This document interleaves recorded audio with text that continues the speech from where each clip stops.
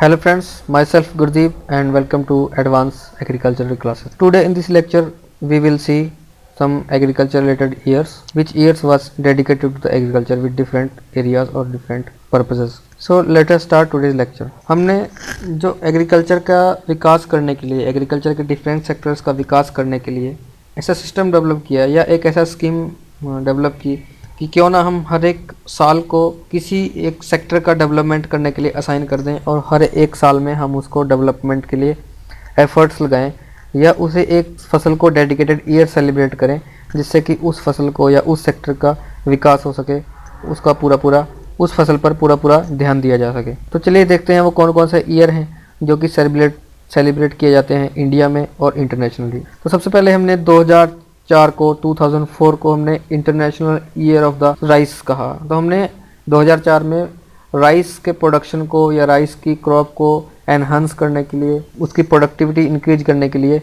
हमने 2004 को असाइन किया और जिसमें हमने थीम रखी और थीम का टैगलाइन थी राइस इज़ लाइफ। तो राइस इज़ लाइफ टैगलाइन को लेके उन्होंने इसको डेवलप करने की कोशिश की। नेक्स्ट है 2005। तो 2005 को world year of the year of the parthenium Neem patented year कहा गया और ये नीम पेटेंट फ्रॉम यूएस। तो ये जो नीम पेटेंट ईयर था वो यूएस ने कहा था, यानी 2005 को हम as a world year physics भी मनाते हैं, ईयर ऑफ पार्थेनियम मनाते हैं या नीम पेटेंटेड ईयर मनाते हैं। मतलब कि 2005 में हमने नीम की फसल को या नीम के जो भी फ़ायदे हैं या नीम से जो भी हम डिराइव कर सकते हैं उसकी मेडिसिनल पर्पज़ के लिए या फर्टिलाइज़र के फॉर्म में या जितने भी नीम के यूज हैं उसको हमने डेवलप करने की कोशिश की 2005 में। नेक्स्ट है international year of desert and desertification.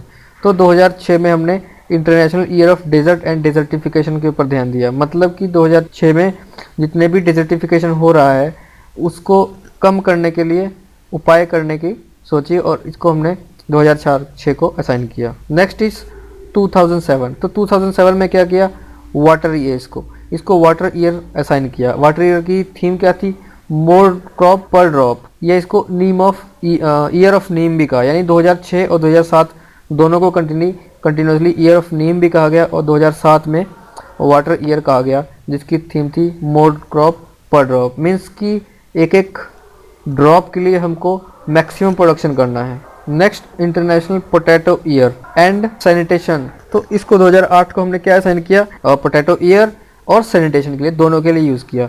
And food safety and quality year भी इसको कहा गया by the ministry of food processing industries in India 2008-9।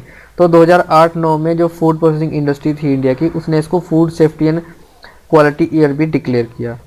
Next in 2009 international astronomy year. तो 2009 को इंटरनेशनल एस्ट्रोनॉमी ईयर कहा गया। नेक्स्ट है 2010 में इंटरनेशनल ईयर ऑफ बायोडाइवर्सिटी और ईयर ऑफ टाइगर भी कहा गवर्नमेंट ऑफ इंडिया ने, year of the biodiversity declare किया। 2011 को इंटरनेशनल फॉरेस्ट ईयर। तो इसमें फॉरेस्ट को डेवलप करने के लिए या फॉरेस्ट के कंजर्वेशन के लिए एफर्ट्स किए गए 2011 में। Then in 2012 horticulture year declare किया गया जिसमें जो कि 17 फरवरी 2012 को डिक्लेयर किया गया। नेक्स्ट 2013 में United nation international year of the water corporation declare किया गया। इसमें वाटर कंजर्वेशन या वाटर कॉर्पोरेशन की जो स्कीम्स थी उनको लागू किया गया और ये इंटरनेशनली डिक्लेयर किया गया था। नेक्स्ट 2013 में एक और हुआ, वो तो इंटरनेशनली था। अब ये इंडिया में क्या हुआ, India water conservation year government of India द्वारा चला गया।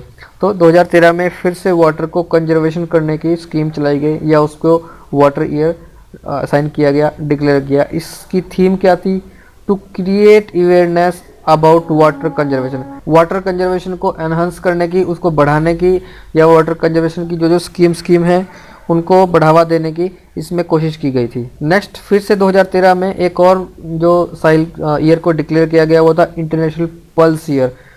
तो 2013 में इंटरनेशनल पल्स ईयर डिक्लेयर किया जो कि FAO यानी इंडिया के एंड UNO दोनों ने, यानी नेशनल लेवल पे और इंटरनेशनल लेवल दोनों पे ही इनको डिक्लेयर किया गया। देन 2014, तो 2014 में international year of family farming declared by United Nations. तो यूनाइटेड नेशंस ने 2014 को international year of the family farming declare किया। 2014 फैमिली एग्रीकल्चर ईयर। ये भी, sorry it is spelling mistake, it is UNO, sorry for the inconvenience. तो ये UNO है। तो 2014 में फैमिली एग्रीकल्चर ईयर डिक्लेयर किया गया। 2014 में एक और किया गया year of farmer producer organisation. तो इसको 2014 में फार्मर प्रोड्यूसर ऑर्गेनाइजेशन को भी डिक्लेयर किया। देन 2016 है, करंट में इस 2016 को पल्स ईयर IPTIC दुबई द्वारा, एक दुबई का ऑर्गेनाइजेशन है, इसने कि इसको 2016 को पल्स ईयर डिक्लेयर किया है। तो ये तो थे आज के लेक्चर में। हमने देखा कि कौन कौन से ईयर्स में एग्रीकल्चर सेक्टर्स को डेवलप करने के लिए कौन कौन सी स्कीम्स लागू की गई हैं, या कौन कौन से ईयर्स को असाइन करके डिक्लेयर करके उस एग्रीकल्चर सेक्टर का विकास करने की कोशिश की है।